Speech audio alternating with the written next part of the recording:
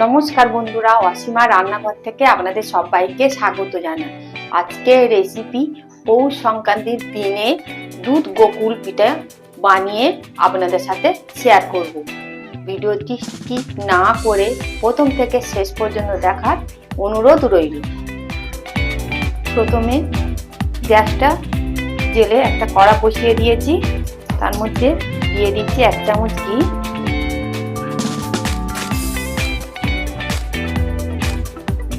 দিয়ে ডালটা মুগ ডালটা ভেজে নেব।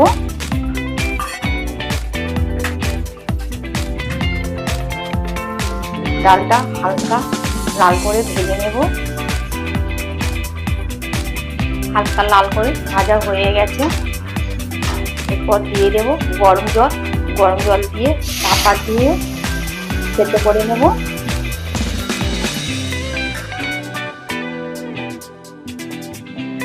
এরপর ডালের মধ্যে দিয়ে দিচ্ছি 1 চামচ চিনি, দিয়ে ভালো করে ঘেঁটে নেব আর ডালটা একদম শুকনো করে নেব।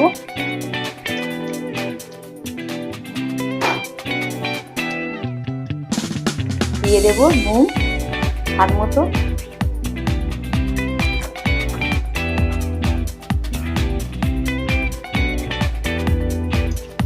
ডালটা একদম শুকনো হয়ে গেছে, নামিয়ে নেব। সামান্য জল দিয়ে দিলাম। এর মধ্যে দিয়ে দেব নিয়েছি লিকুইড দুধটা দিয়ে দিলাম। জাল করে নেব। দুধটা জাল করে ক্ষীর বানিয়ে নেব। দুধটা ফুটি ক্ষীর বানিয়ে নিয়েছি। এর মধ্যে দিয়ে দেব সেদ্ধ করা ডালটা দিয়ে ভালো করে মিশিয়ে নেব।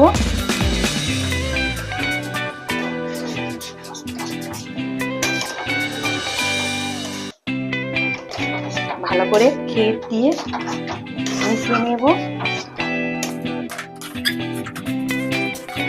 ক্ষীর আর ডালটা ভালো করে মেশানো হয়ে গেছে। এবারে একটা প্লেটের মধ্যে নামিয়ে নিব।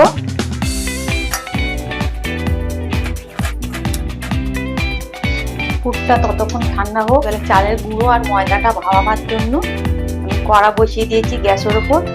তার মধ্যে দিয়ে দিয়েছি জল আর দিয়ে দিচ্ছি নুন। জলটা ফুটলে দিয়ে দেবো আটা, চালের গুঁড়ো আর ময়দা। জলটা ফুটে গেছে আর নিয়েছি মেজারমেন্ট কাপ, মেজারমেন্ট কাপের 2 কাপ চালের গুঁড়ো নিয়ে নেব। দিয়ে দিচ্ছি চালের গুঁড়ো, আতপ চালের গুঁড়ো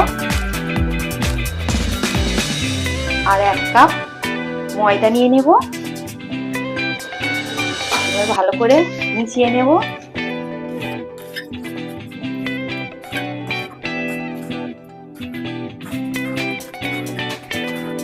ভালো করে আটাটা মেশানো হয়ে গেছে। এবারে একটা থালার মধ্যে নামিয়ে নেব। থালার মধ্যে নামিয়ে নিয়েছি। এরপর আটাটা এখন গরম আছে, ঠান্ডা হলে তারপর ভালো করে একটা ডো বানিয়ে নেব। ডোটা হালকা গরম আছে, এবারে মাখিয়ে নেব।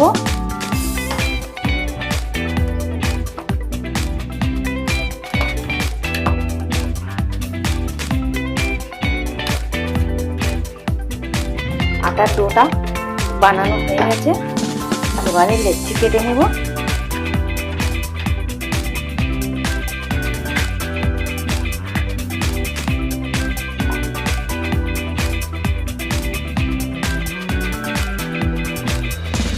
লেচিও কাটা হয়ে গেছে।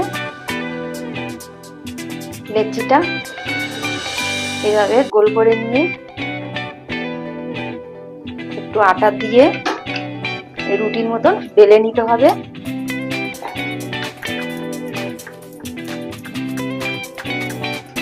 এইভাবে বেলে নিয়ে যে একটা গ্লাস নিয়েছি, এই গ্লাসটা দিয়ে মাপ করে কেটে নিতে হবে।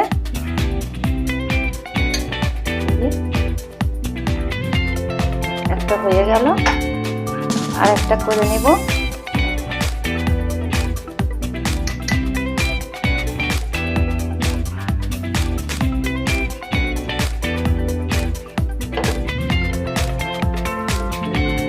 এইভাবে সবগুলো বানিয়ে নেব।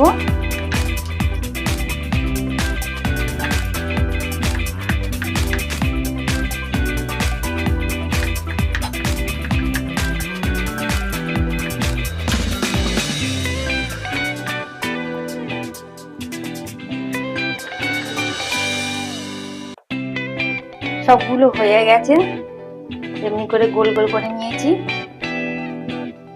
এবারে গোগুর পিঠে শেপ দিয়ে দেব। এবারে একটাই যে কুচির মতো নিয়েছি, এটা পুর দিয়ে দিলাম।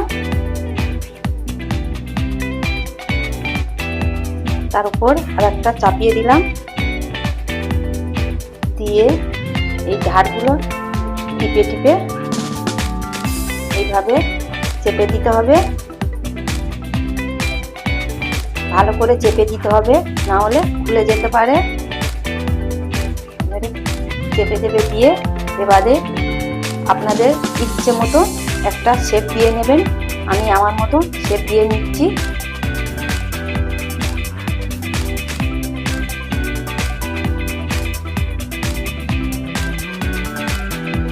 এই গোকুল পিঠে শেপ দেওয়া হয়ে গেল। ফিরে একটা বানিয়ে দেখাচ্ছি।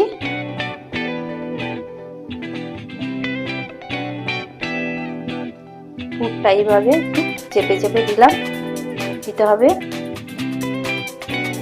দিয়ে আর একটা এর মধ্যে দিয়ে দিলাম, দিয়ে এই ধারগুলো ভালো করে চেপে চেপে দিতে হবে।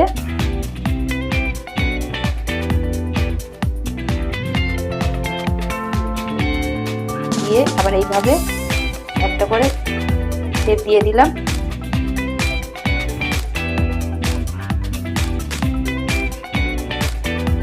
এই একটা শেপ দেওয়া হয়ে গেছে। একইভাবে সবগুলো শেপ দিয়ে নেব। পিঠেগুলো শেপ দেওয়া হয়ে গেছে, দেখুন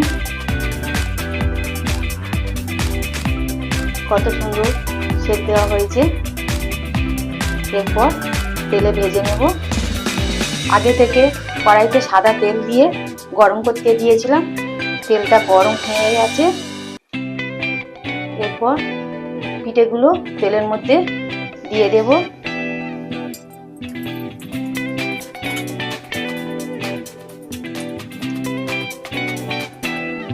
অল্প অল্প করে ভেজে নেব।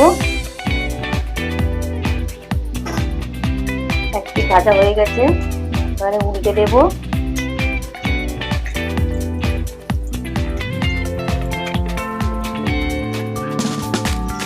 পিঠেগুলো ভাজা হয়ে গেছে, দেখুন কত সুন্দর হয়েছে। লাল লাল করে ভেজে নিয়েছি, তুলে নিলাম। আবার সেকেন্ড ব্যাচগুলো ভেজে নেব।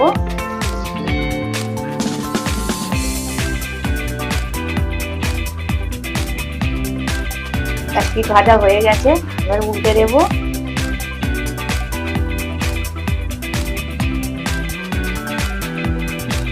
ভাজা হয়ে গেছে, তুলে নেব। সব পিঠেগুলো ভেজে নেব।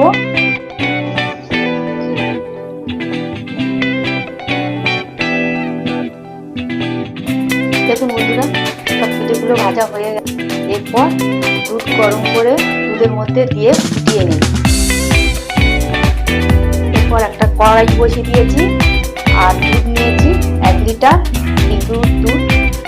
দুধটা কড়াইতে দিয়ে দিচ্ছি। এই দুধের মধ্যে 4টে এলাচ নিয়েছি আর ফাটিয়ে দিয়ে দিলাম। এবারে মিষ্টির মধ্যে এবার একটু নুন না দিলে বেশ ভালো লাগে না, তার জন্য আমি একটু নুন দিয়ে দিলাম। নুন দিয়ে আবার একটু মিশিয়ে দিলাম। বন্ধুরা, মিষ্টিটা আপনাদের ইচ্ছে মতন দিয়ে দেবেন, কম বেশি করে। আমি এখানে খেজুরের গুড় নিয়েছি 2 বাটি, গুড় দিয়ে দিলাম। দিয়ে ভালো করে ফুটিয়ে নেব। এবারে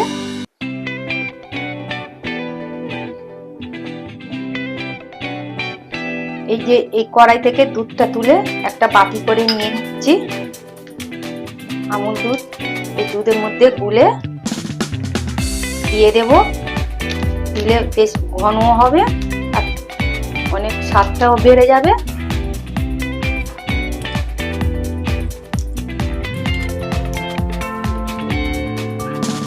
দুধটা দিয়ে দিলাম, দিয়ে ভালো করে মিশিয়ে নেব। 5 মিনিট ধরে দুধটা ফুটিয়ে নিয়েছি। এরপর পিঠেগুলো দিয়ে দেব।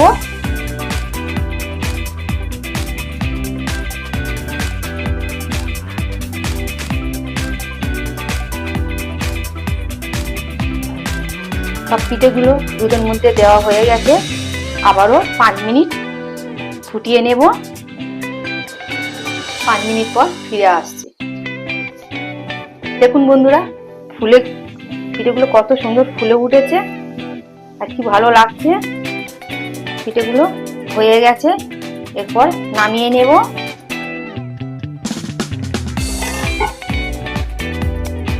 বন্ধুরা, দুধ গোকুল পিঠে হয়ে গেছে। এবারে আপনাদের দাদা ভাই আর জামাইকে পরিবেশন করছি।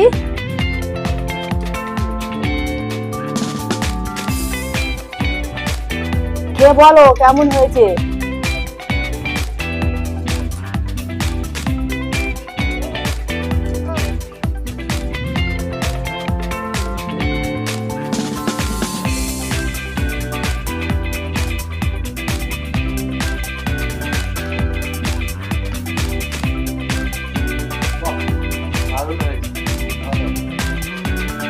খুব নরম হয়েছে।